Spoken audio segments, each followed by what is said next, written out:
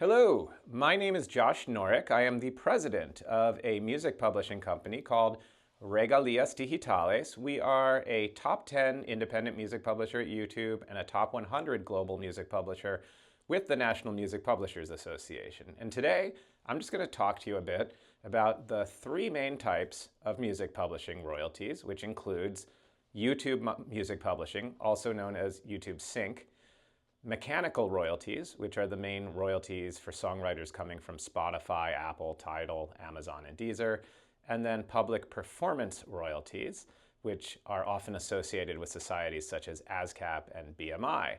I'll be joined in a bit by my colleagues Kenny Sherwood, who will be talking about mechanical royalties, and my colleague Anissa Adraki, who will be speaking about public performance royalties. And, our company, being a leading independent music publisher, we are honored to work with some of the biggest artists in Latin music, as our name Regalías Digitales, or in Spanish, digital royalties, implies. But we also work with many of the biggest hip hop, pop, rock, even jazz artists around the world.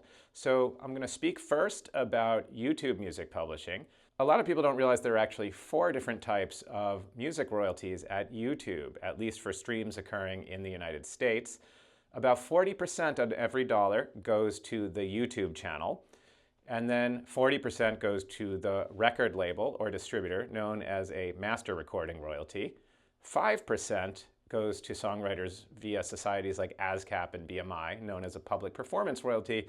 And then last but not least is the publishing royalty we specialize in, called the YouTube synchronization royalty. So every time a song is streamed at YouTube, money is generated, and unless you have a dedicated music publisher, you're not going to get these royalties. In fact, they expire after just 2 years.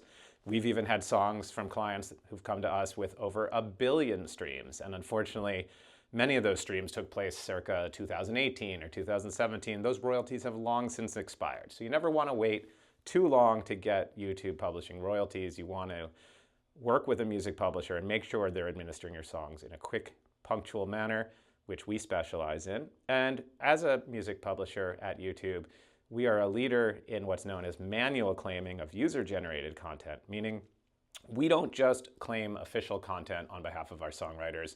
We also do manual claims of what's called UGC, user-generated content, which comes from a lot of different sources, such as live music videos, instrument tutorials, unauthorized remixes, a girl doing a cover version with a ukulele. Guess what? That has to be manually claimed, or the songwriter will never get paid. Until the publisher places a manual claim on the video, there is no advertising and no monetization.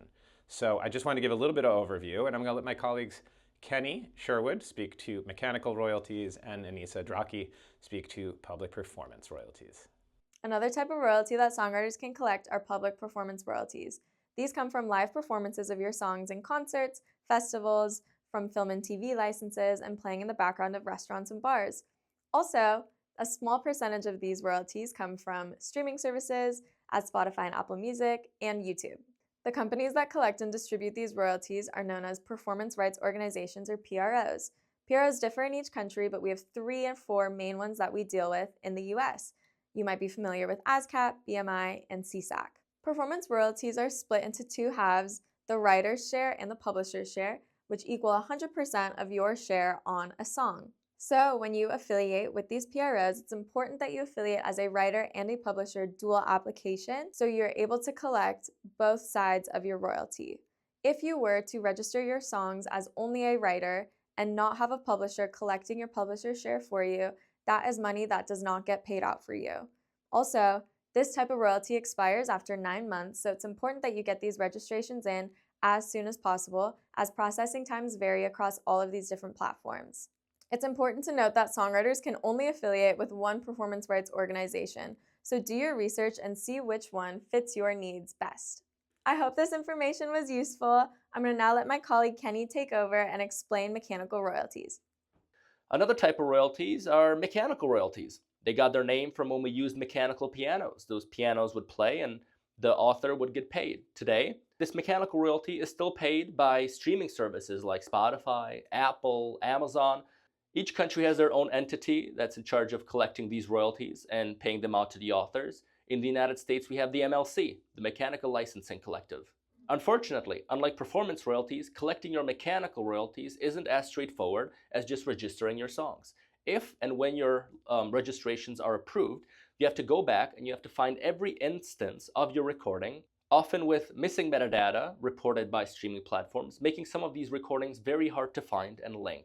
Mechanical royalties tend to be the most lucrative royalties that a songwriter can collect. Here at Royalties Digitales, we specialize in mechanical royalties and make sure our clients get paid everything they are owed. We spend hours digging inside the database, finding these recordings and linking them to the correct registration, maximizing our clients' income.